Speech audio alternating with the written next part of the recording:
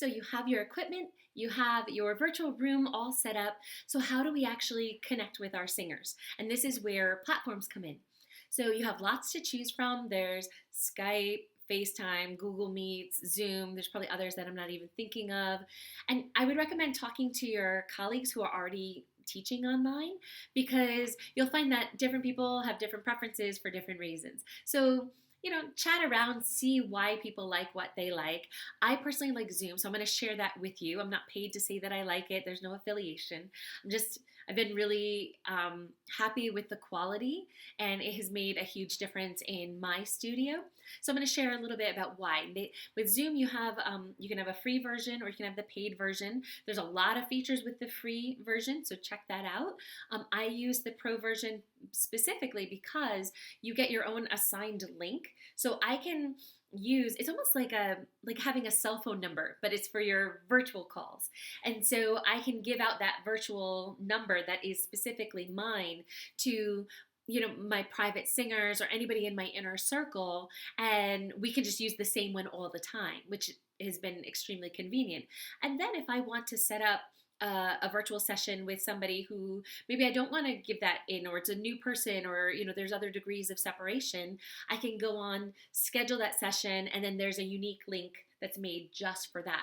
And then you send that link over. It's like plugging in a website address. You just click the link and magically we appear on each other's screen. So that's a really nice feature. The other thing to keep in mind with Zoom is that it's in HD. So the video and the audio are really high quality. In fact, I've been really impressed with the amount of overtones I can hear in the sound. And I also work with singers, a lot of them hybrid, where we'll meet in person sometimes and then virtually sometimes. And I am very, very impressed with the fact that when we meet virtually, and I compare that to what I heard live, that the quality is fabulous. So that is a huge selling point for me personally. The other thing is that it has a feature where you can share the screen. So there's a little button that I can hit and just says share screen. And then if I have, say, an animation, a document, a slide, a website, something that I want to show them, I can hit that share screen and they can see whatever's happening on my desktop. So one quick thing is that if you have anything personal on your desktop, you might want to clear that off before you teach. Just a little side note. But it's been great to be able to provide enrichment resources during the course of the session. It's kind of the virtual version of being like, oh, let me show you this thing to kind of explain this concept or to go deeper. It's the virtual version of that. The other thing is that you can share a screen and it's a whiteboard.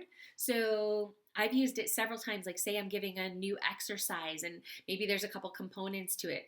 I can share the whiteboard and type in what those words are. And there's also a drawing feature. So say if I want to visually represent a concept that we're talking about, I can use my mouse and kind of draw on it, and they see that magically pop up on their screen as a whiteboard. So again, those features are really, really, really helpful. There's also a recording option on your side and on their side, so they can record the sessions. I will say that I don't always use it because I've noticed that in the playback of that recording, sometimes I don't hear the same vibrancy as what we experienced in the real time, the lived experience of it.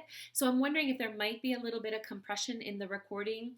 And for some people that might matter, some people it might not, but it's a feature that you can use or not use. So a lot of times I do have my singers still record themselves on their cell phone voice recorders because I find that quality to be fabulous in the playback so they can hear the detail in the sound.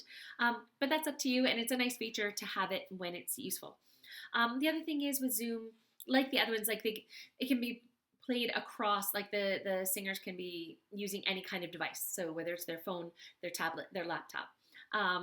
So those are some of the reasons that I like Zoom, but check it out, talk around, do some research and see which platform works best for you.